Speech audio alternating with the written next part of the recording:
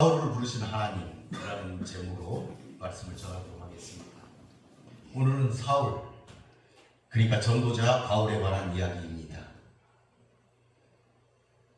우리가 지금 계속 말씀을 보고 있는 이 사도행전은 땅끝까지 이르러 내 증인이 되라는 예수 그리스도의 명령에 따라 성령을 받은 사도와 제자들이 목숨을 담보로 하여 하나님 나라와 예수는 그리스도라는 진리를 증언하는 증인들이 되어서 그것을 어떻게 성취해 나가는지 그것을 기록한 누가의 글로, 다시 말하면 증인들의 기록입니다. 그 가운데 오늘 본문은 초대교회에서 큰 박해자에 든 사울이 어떻게 하나님의 사람으로 부름받게 되었는지, 어떻게 변하게 되었는지 기록한 은혜의 말씀이 되겠습니다. 그의 말대로 그는 갈라디아서에 보니까 내 동족 중 여러 연갑자보다 유대교를 지나치게 믿어 내 조상의 전통에 대하여 더욱 열심히 있어 유대교에 있을 때 하나님의 교회를 심히 박해하여 멸하였다. 바울의 이야기입니다. 8장에서도 보면 스데반의 죽음을 당할 때 그가 증인이 되어서 그 일을 당연한 것으로 여기며 교회를 박해하고 교회를 잔멸했다. 각 집에 들어가 남녀를 끌어다 오기에 넘기는 일을 했다고 누가는 기록하고 있습니다. 이런 그를 하나님은 아들 예수를 이방에 전하기 위한 도구로 그를 모태로부터 택정하시고 은혜로 부르셨습니다.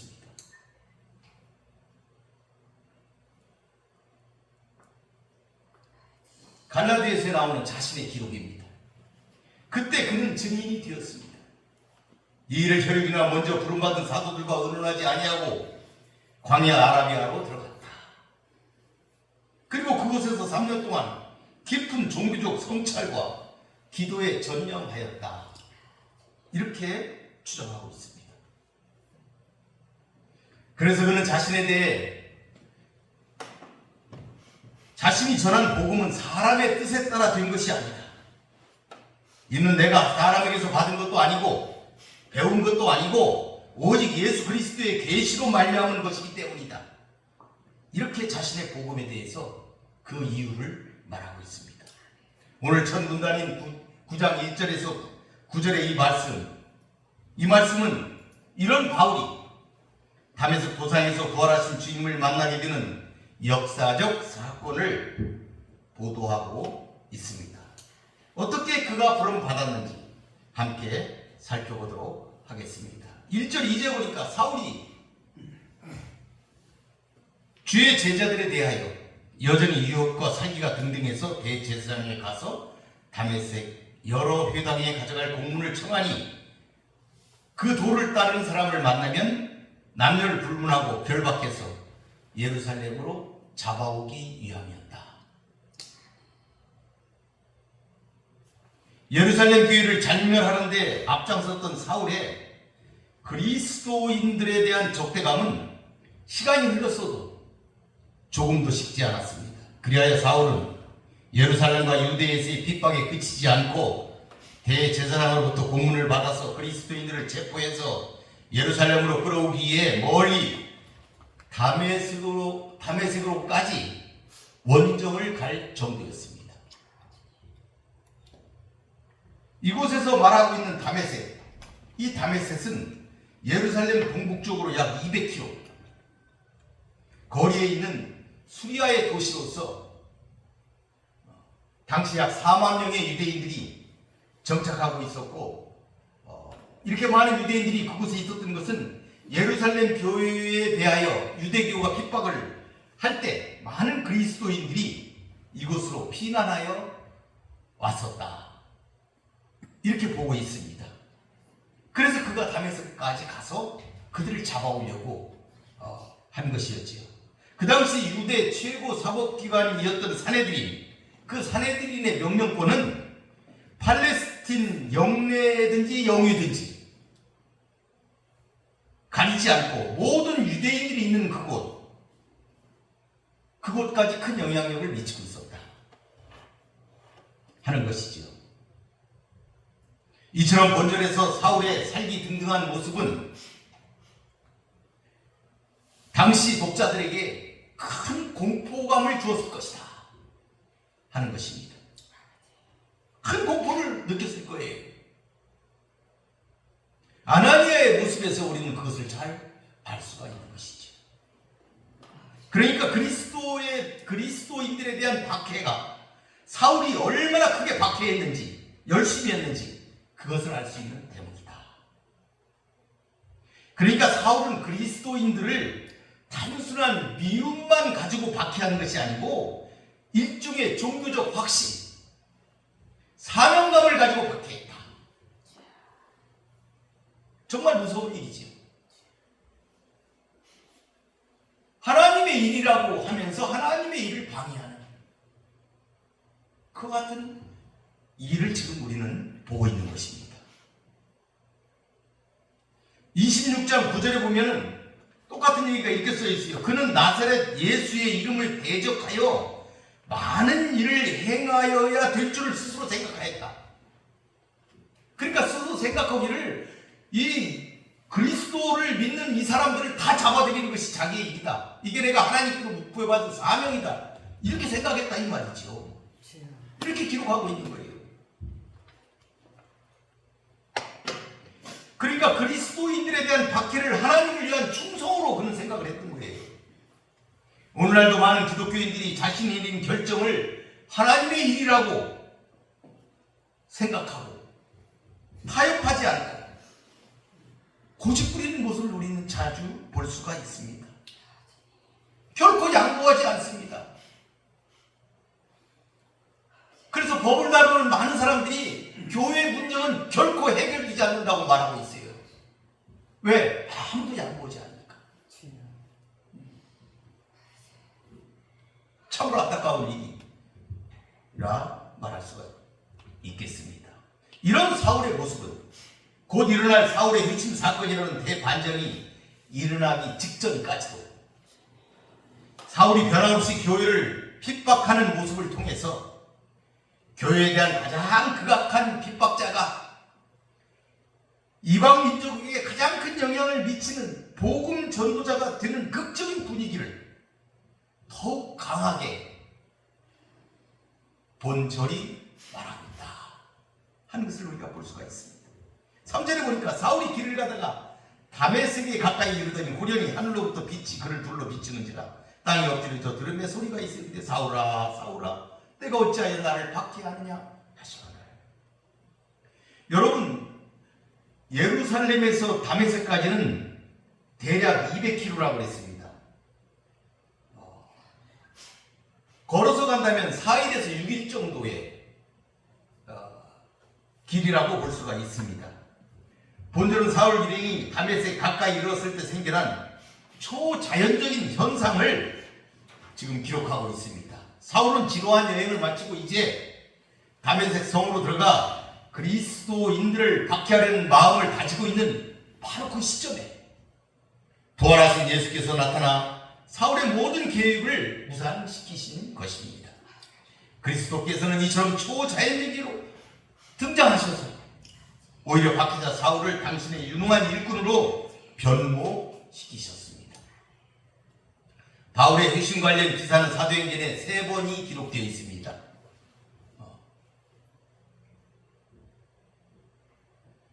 그만큼 바울에게 있어서 너무나도 중요한 사건이었기 때문에 바울은 계속해서 그 얘기를 하고 있는 겁니다.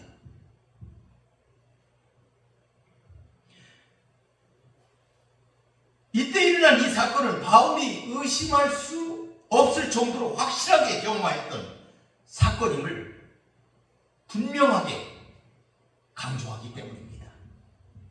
사울은 그때 호련히 하늘로부터 빛이 그를 비치자 초자연적 광채에 압도당해 스스로 땅에 엎드렸습니다. 누가 시킨 게 아닙니다. 근데 예수님은 사울아 사울아 그의 이름을 2번 부르셨다.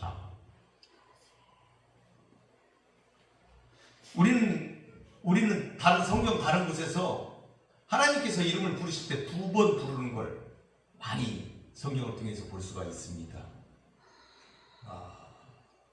하나님의 뜻깊은 가르침이 전달되기에 앞서서 일어났던 일들이었지요. 예수님도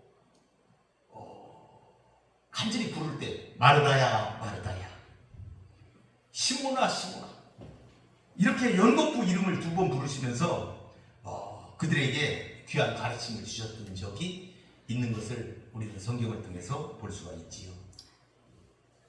여기서도 사울아 사울아 2번씩이나 간곡하게 예수님이 부르셨어요. 사울이 잠든 깊은 영적인 그 상태를 지금 깨우고 있는 것이지요. 하나님이 깨우고 있으신 거예요. 지금 사울을 깊은 영적 잠에 빠져 있는 것이죠. 무지의 잠에서 그를 지금 깨우고 있는 것이다. 사랑하는 마르다와 베드로를 깨우치고 그들에게 깊은 관심을 나타내신 것처럼 영적으로 깊은 잠에 빠져 있는 심판에 낭떠러지기로 이제 막 떨어지려고 하는 그때 사울을 예수님께서는 불러 깨우셨던 것이죠. 여러분도 이런 주님의 음성을 들으시기를 바라겠습니다. 계속해서 목소리의 주인공이신 예수 그리스도께서 사울에게 어찌하여 나를 핍박하느냐 이렇게 말씀하셨어요. 그러니까 사울의 핍박 대상은 예수님이 아니었고 예수님을 믿는 제자들, 그 교회를 사울은 지금 핍박하는 것인데 갑자기 부활하신 예수님이 나타나셔서 어찌하여 나를 핍박하느냐 이렇게 물으신 거예요. 그러니까 이 말씀은 뭐예요? 지금 사울이 핍박하고 있는 기독교인들, 그리스도인들과 이 교회가 예수님과 하나다. 사울은 지금 교회를 핍박하고 그리스도인들을 지금 핍박하는데 그 핍박이 누구를 핍박하는 거다? 예수님을 핍박하는 거다. 동일시하고 계신다 하는 것을 우리가 알 수가 있지요. 이것은 사울에게 깊은 각인을 주었어요. 왜냐하면 그가 쓴 많은 뒤에 나오는 그 글들에서 이 문제가 거듭거듭 기록되어 있기 때문입니다. 그러니까 사도 바울이 증인위에서 순교했던 스데반이나 예루살렘으로부터 쫓겨난 박해받은 그리스도인들이나 그리고 바울에 의해서 성경에는 그 이름이 기록되어 있지 않지만 사울이 잡아다가 감옥에 들던 그들, 그 모든 민들이들이 예수 그리스도 또는 예수 그리스도의 몸이었다. 사울은 그들을 잡아 넣었는데 그게 예수님을 잡아다 넣은 거였다. 하나였다 하는 것을 사울이 깨달은 거예요. 그래서 바울은 자신의 그 많은 편지에서 교회와 그리스도의 관계에 대해서 몸이 하나인데 지체가 여럿이다. 몸의 지체는 많은데 한 몸이다. 그리스도도 그러하다. 이러한 깨달음을 분명하게 그의 편지에서 기록하고 있는 것입니다. 5절을 보니까 대답하되 주여 누구십니까? 이르시되 나는 내가 박해하는 예수다. 사울은 자신에게 말한 이가 누군지 처음 순간에는 정확히 알지 못했습니다. 그러나 강한 빛과 더불어 하늘로부터 들려오는 음성을 그는 신적인 것으로 느끼지 않을 수가 없었기 때문에 그 자리에서 바로 주여 이렇게 말할 수밖에 없어요. 그러니까 사울이 이곳에서 주여 이렇게 호칭한 것은 단순히 존칭의 의미만이 아니다. 사울은 이때 나타나신 존재가 하나님이나 그의 사자라는 것을 곧바로 직감하며 주여 이렇게 말했던 것입니다. 율법에 익숙해 있던 사울은 자신이 열심히 행하는 그리스도인들에 대한 탄압이 하나님 앞에 올바른 일이라고 그는 생각하였을 것입니다. 그 일을 여전히 수행하고자 다메섹을 향해 발길을 재촉하던 중 갑자기 하늘에서부터 들려오는 소리에 그는 당황하지 않을 수가 없었던 것입니다. 그런 의미에서 그가 변화를 일으킨 근본적인 그 동의는 그의 내적인 숙고나 그의 학문이나 그의 갈등이 아니었다. 그것은 그렇게 주권적으로 역사하신 바로 예수님이 원인이었다. 예수님 때문에 그가 변했다 하는 것을 우리가 깨달을 수가 있겠습니다. 그래서 사울은 예수 그리스도의 직접적인 간섭으로 그를 핍박하는 사람에게서 그에게 충성하는 종이 되었습니다. 그리스도에게 나아가는 것에 있어서 여러분 중요한 게 있습니다. 자신의 내적인 숙고나 자신에 대한 성찰, 그것이 도움을 줄 수는 있어요. 그러나 가장 근본적인 동의는 바로 예수님의 찾아오십니다. 하나님 주권에 대해서 말씀하고 계신 거예요. 하나님의 선택의 주권.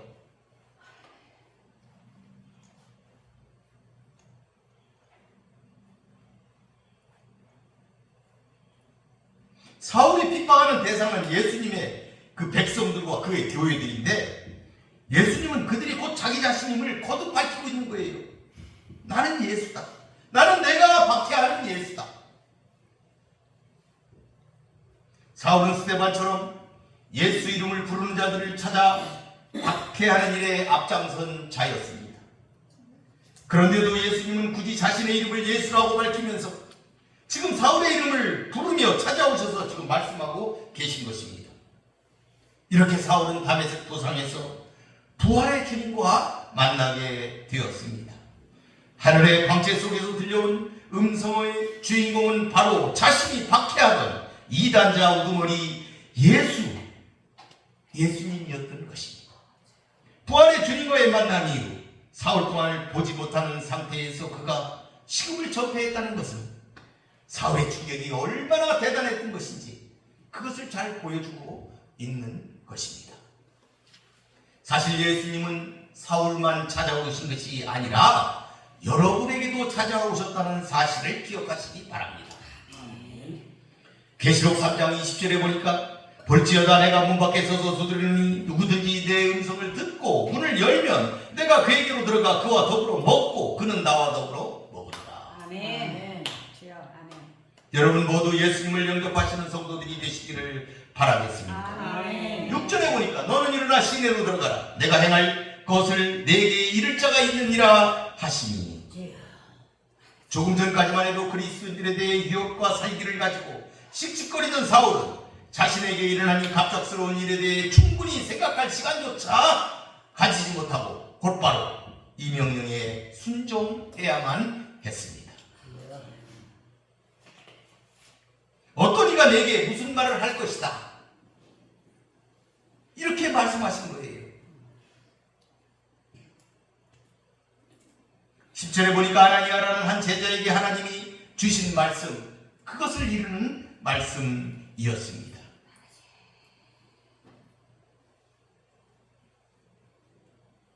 그러니까 어떤 사람을 통해서 사울에게 무슨 말을 할 것이다 하는 것이었죠. 그러니까 우리는 우리에 대한 어떤 얘기를 하나님께서는 다른 일을 통해서 말씀하실 수 있다 하는 것입니다. 우리도 그걸 인정해야 된다 하는 것이죠. 그러니까 겸손하게 경청해야 된다 하는 것을 알 수가 있습니다. 우리가 구약에 보게 되면 한 왕들이나 많은 이들이 다른 하나님의 사람에 의해서 하나님의 그 지시를 듣는 경우가 많은 것을 우리는 보아서 알고 있습니다. 오늘 이 시간에도 사울에 대해서 하나님의 음성을 들려주신 분, 그분은 하나님의 사람 하나님이야입니다.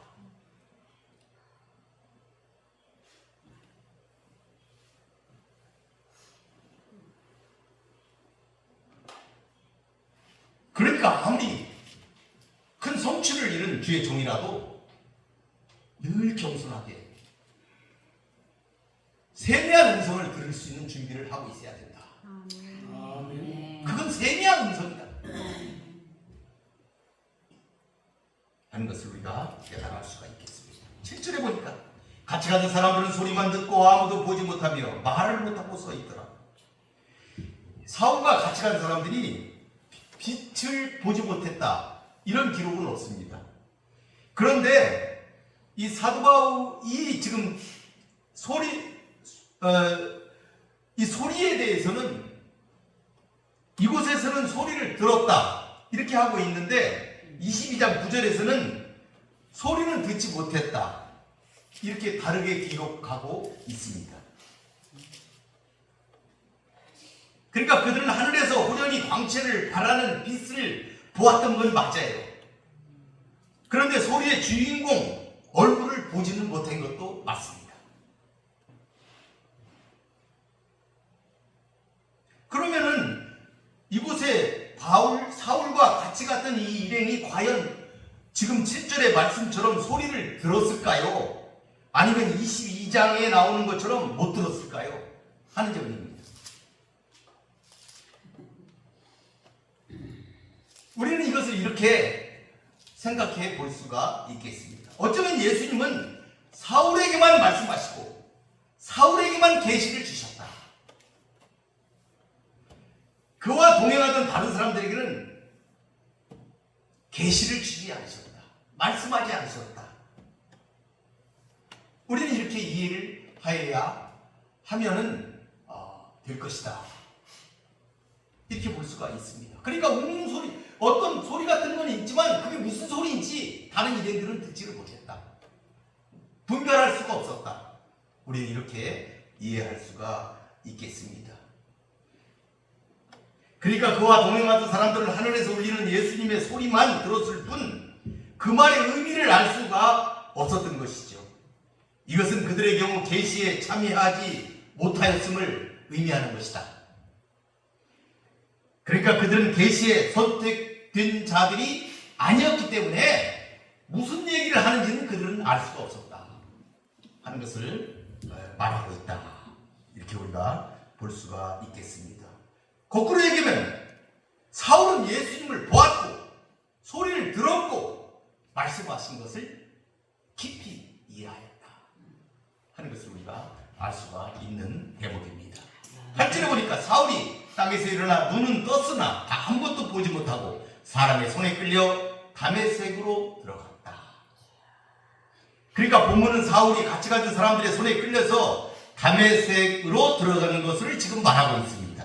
이제까지 사울은 능동적이고 위협적인 모습이었으나 이제는 눈이 멀어서 다른 사람들의 손에 이끌리는 초라한 인물로 묘사되고 있습니다.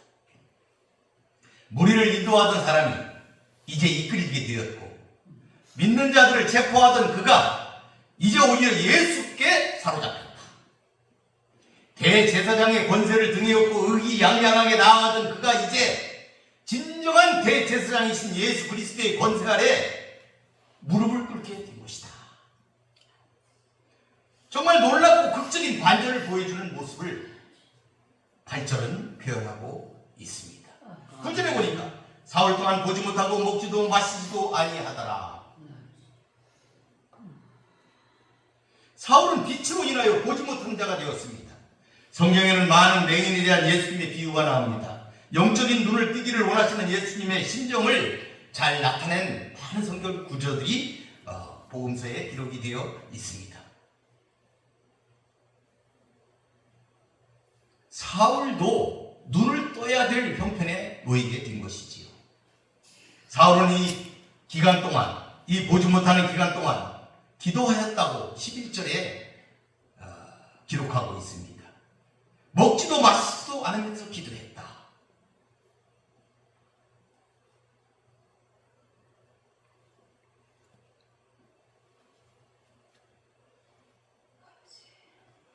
이 기간 동안 성령께서는 그의 마음과 생각 그리고 영혼에 그리스도를 깨달을 수 있도록 은혜를 주셨을 것입니다. 그가 보지 못하는 이 시간이 바로 그에게는 그리스도의 사랑과 은혜의 빛이 비치는 축복의 시간이 되었을 것입니다. 이 기간 사울은 육적인 눈은 멀었으나 영적인 눈을 뜨게 된 것입니다. 사울의 희심은 그 자신을 포함하여 그 어떤 사람도 상상하지 못한 매우 놀랍고도 갑작스러운 사건이었습니다.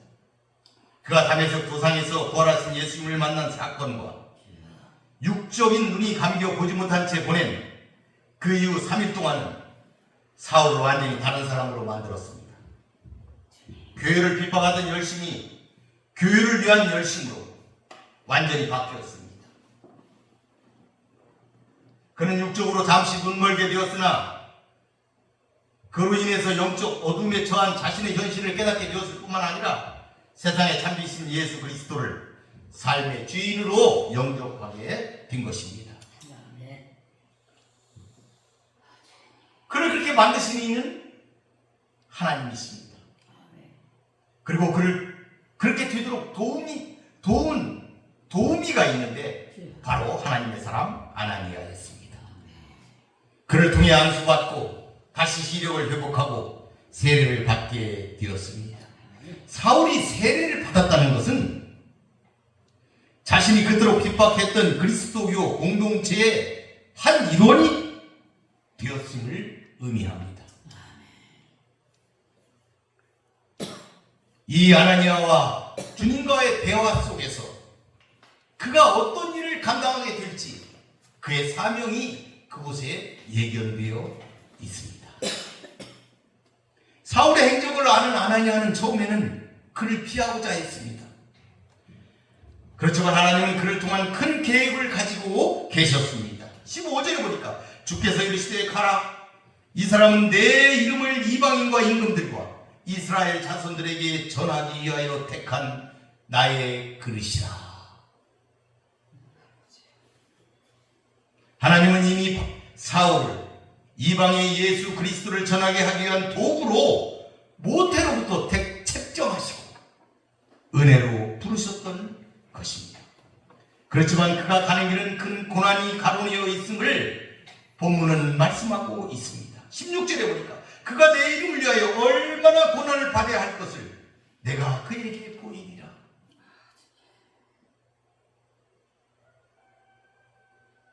이것을 볼 때 그리스도를 극도로 핍박하다 돌아온 그로서는 골로새서 1장에 말한 것처럼 나는 이제 너희를 위하여 받는 괴로움을 기뻐하고 그리스도의 남은 고난을 그의 몸된 교회를 위하여 내 육체에 채우노라.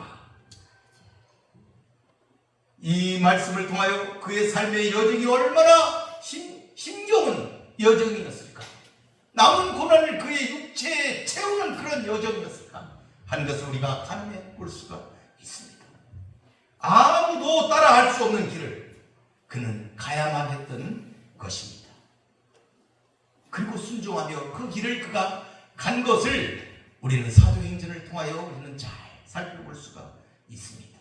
그가 처음 회심하여 돌아와 그리스도를 전파했지만 제자들도 아무도 그를 믿으려 하지 않았습니다. 오히려 유대인들은 돌아온 사울을 살해하고자 음모를 꾸몄고 그의 회심을 의심하는 제자들은 거부 반응을 보였습니다. 교제하지 않았습니다. 그때 바나바의 도움으로 제자들과 화해하고 교제를 나누며 복음을 전파할 수가 있었습니다. 그러나 사울은 유대인들의 사회유배에 직면하고 자기 고향 길리기아의 타소로 미신하게 됩니다. 그 후에 다시 바나바의 청빙을 받고 안디옥 교회에서 목회를 하게 되는 것입니다. 이상에서 우리는 사울의 회심 장면에서부터 모든 과정을 살펴보았습니다. 사울의 회심은 1차적으로 교회에 평안과 유로를 주시게 한 주님의 손길이었다고 생각이 됩니다. 하나님은 교회에 박해를 허용하기도 하시지만 박해로부터 교회를 보호하기도 하십니다. 사울의 회심은 이방인 선교를 위한 하나님의 특별한 목적에 따른 특별한 사건이었습니다. 또한 죄인 중에 괴수까지도 구원하시는 하나님의 놀라운 긍휼과 은총을 잘 보여주는 사건이기도 합니다. 하나님의 은총 속에서 어떠한 극악한 죄인도 구원의 소망이 있고 하나님의 선택 목적 속에서 진리의 핍박자가 진리의 증인으로 살 수 있다는 것을 사울을 통하여 우리는 선명하게 배울 수가 있는 것입니다. 사랑하는 성도 여러분, 사울은 그 은혜를 아는 자였습니다. 그리고 자신이 그리스도의 몸된 교회를 핍박한 죄인 중에 괴수라는 사실도 잘 알았습니다. 그래서 더욱 열심히 마치 그리스도의 남은 고난을 채우겠다는 듯 목숨을 걸고 진리의 쌈닭처럼 싸우며 그는 살았습니다.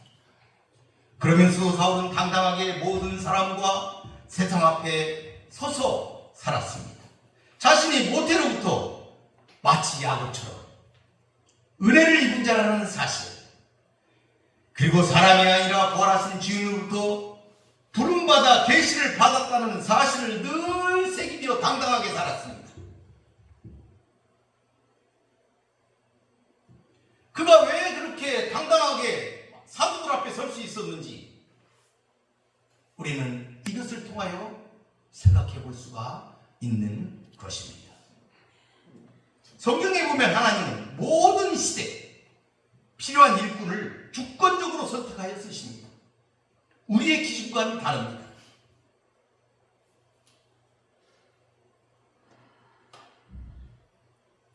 그렇기 때문에 그것은 하나님의 은혜다, 이렇게 말할 수가 있습니다. 사울의 선택도 은혜였습니다. 하나님은 후회가 없으신 분입니다. 하나님은 늘 옳습니다. 사울을 선택한 것도 옳았습니다.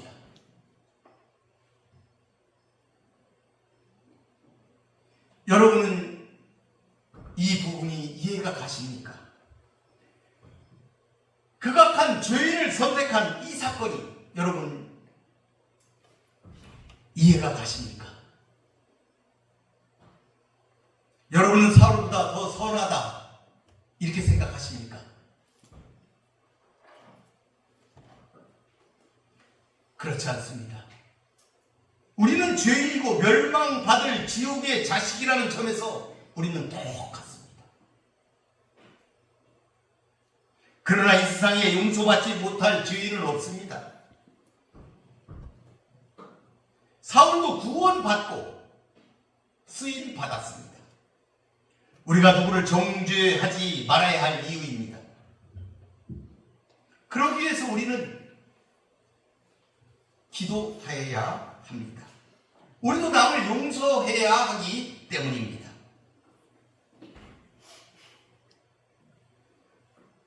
중요한 것은 우리도 사울처럼 주님이 부르셨다는 사실입니다. 비록 사울처럼 엄청난 사명은 아니더라도 하나님의 기뻐하시는 일을 통하여 선한 열매를 맺도록 부르셨습니다. 그러므로 우리는 남은 여생을 그 길에 정진하여야 하겠습니다. 아멘. 그러나 처음의 사울처럼 무지한 열심은 오히려 하나님의 일을 가로막습니다. 늘 하나님의 뜻이 어디 있는지 되새기며 하나님께 물어보며 나아가야 합니다. 우리는 신령으로 사는 것이 아니고 믿음으로 살아야 하기 때문입니다. 아멘. 모든 것은 하나님이 하십니다. 스가랴서 4장 6절에 만군의 여호와께서 말씀하시되 이는 힘으로 되지 아니하며 능력으로 되지 아니하고 오직 나의 영으로 되느니라 말씀하셨습니다. 여호와 하나님만이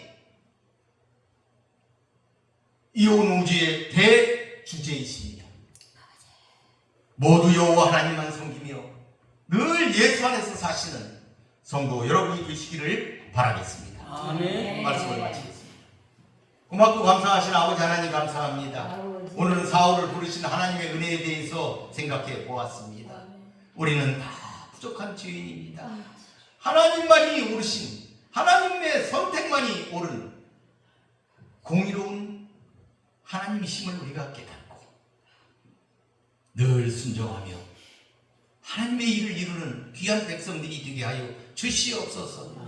사도 바울이 부르심에 합당한 삶을 통하여 하나님의 일을 이루었던 것처럼, 그리고 그 남은 모든 그 생애를 통해서 마치 예수님이 그 고난을 못 다 받으시고 돌아가셨던 것처럼 생각할 정도로 그가 남은 모든 고통을 자기 육체에 쏟아 붓겠다, 자기가 다 받아내겠다 하는 각오로 그 여생을 살았던 것처럼 우리는 비록 사도 바울 같지는 못한다 할지라도 그 사도 바울을 바라보면서 우리는 용기를 얻고 힘을 얻으며 살아나가는 우리 모든 성도들이 되게 하여 주시옵소서. 아멘. 하나님이 늘 옳다는 것을 깨달으며 우리가 살아가는, 그래 승리하는 우리 사랑하는 성도들이 되게 하여 주시옵소서. 아멘. 예수님의 이름으로 기도 올리나이다. 아멘.